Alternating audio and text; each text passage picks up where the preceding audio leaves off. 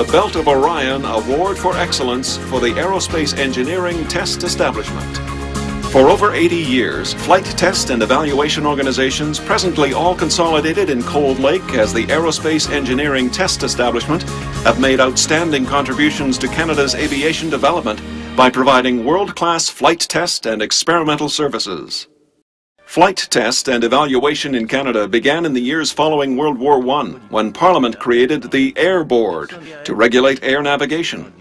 An aerodrome was opened at Rockcliffe near Ottawa in 1920, enabling the government to use surplus warplanes such as the Curtiss HS-2L flying boats, the de Havilland DH-4, and the Avro 504K for its aerial survey testing. Major activities for the next 2 decades were aeronautical experimentation and aerial photography for the mapping of Canada, testing of oil dilution systems for easier winter starting of aircraft, and tests on fog landing equipment, fire-resistant asbestos suits, and drop testing of parachutes were carried out. In 1923, the Department of National Defence was formed, and the following year, Canada's military air service became the Royal Canadian Air Force. When war broke out in 1939, a small but sophisticated test flight operation was in place. Its purpose was to carry out investigations pertaining to flight testing, electronics, gunnery, navigation, and any aeronautical work that affected training. The war effort caused a great increase in the demand for experimental test flying, and the test flight operation was reorganized into the RCAF Test and Development Establishment in 1940. Every type of aircraft proposed for the RCAF was thoroughly tested prior to its acceptance. At war's end in 1945, jet aircraft were introduced with the demonstration of a Gloucester Meteor at Rockcliffe. In 1951, all experimental units were consolidated as the Central Experimental and Proving Establishment, with headquarters remaining at Rockcliffe. Fears during the early Cold War years produced new Canadian defense requirements, including an early warning radar system that would alert North America to aerial attack by Soviet forces from the direction of the polar regions. A winter experimental unit was based at Namao, Alberta. An air armament evaluation detachment was formed at Cold Lake, Alberta, where construction had begun on the Primrose Lake Evaluation Range. Military photo survey work continued until 1957, resulting in modern and accurate maps of Canada. A new unit, VX-10, the Royal Canadian Navy's Air Test and Development Experimental Squadron, was formed at Shearwater, Nova Scotia in 1952. During its nearly 18 years in existence, this comparatively small unit played a significant role in the development of Canadian naval aviation, especially in the field of anti-submarine warfare.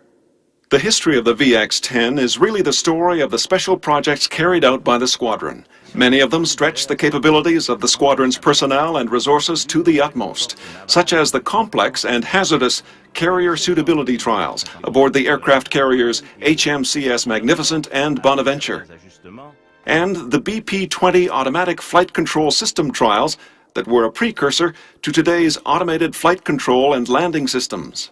These had a profound and lasting effect on anti-submarine warfare, not only in Canadian naval aviation, but in the navies of other countries. In 1966, VX-10 reconfigured the de Havilland-built Tracker with its new anti-submarine tactical navigation system, Doppler radar, and analog computer.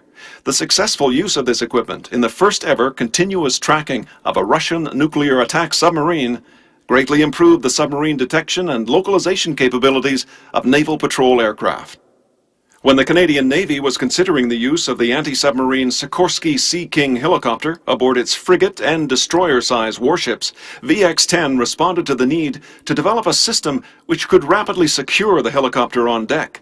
This resulted in the Helicopter Haul Down and Rapid Securing System, also known as Bear Trap, which was perhaps the most ambitious and successful project.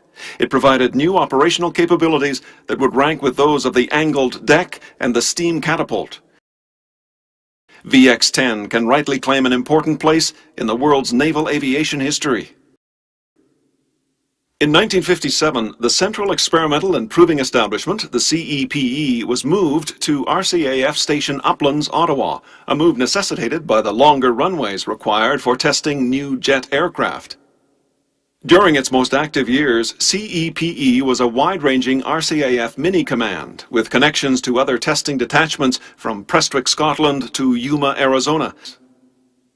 Major flight test operations were organized with the introduction into service of the F-86 Sabre, the CF-100 Canuck, the CF-104 Starfighter, the CF-5 Freedom Fighter, the CL-41 Tudor Trainer, and the de Havilland Buffalo short takeoff and landing aircraft. The Tudor was modified for its air demonstration role, first as the Golden Centenaires in 1967, then as the Snowbirds in 1974.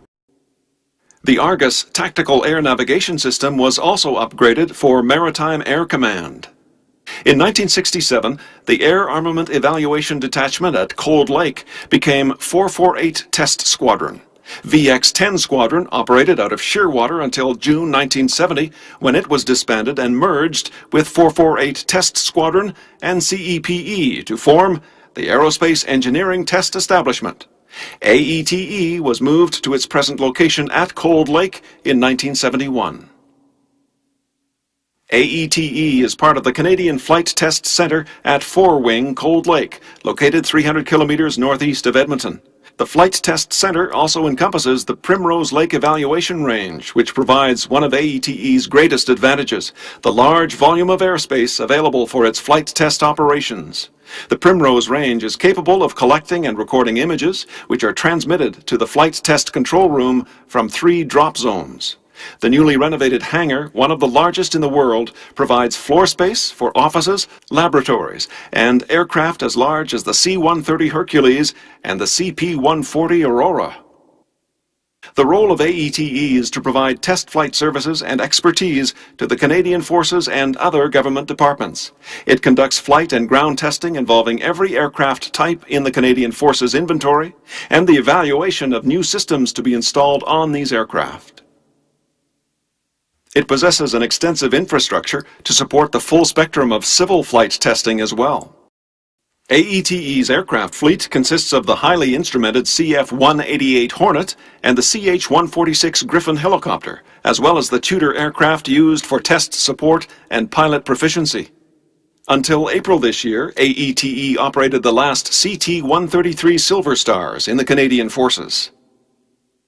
Flight tests of the GBU-16 laser-guided bomb on the CF-188 Hornet were recently conducted in AETE's fighter trainer evaluations as part of a certification support test effort for this weapon system.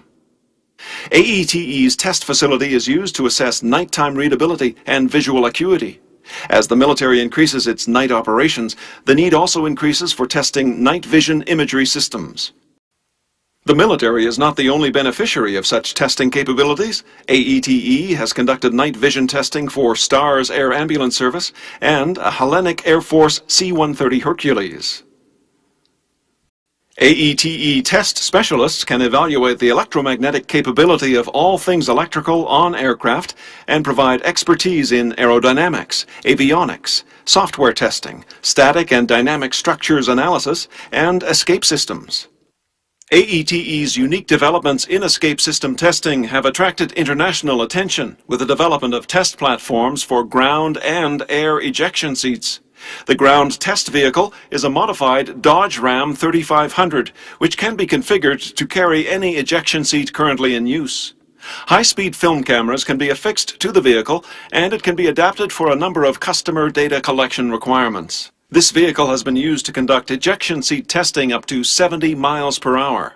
As well, a modified CT-133 Silver Star has successfully conducted airborne ejection seat tests from 170 to 500 miles per hour. This aircraft was retired this past April with the remainder of the CT-133s. AETE continues to lead the world in the field of flight test evaluation and development. The Belt of Orion Award for Excellence was presented to the Aerospace Engineering Test Establishment at ceremonies held in Edmonton in 2005.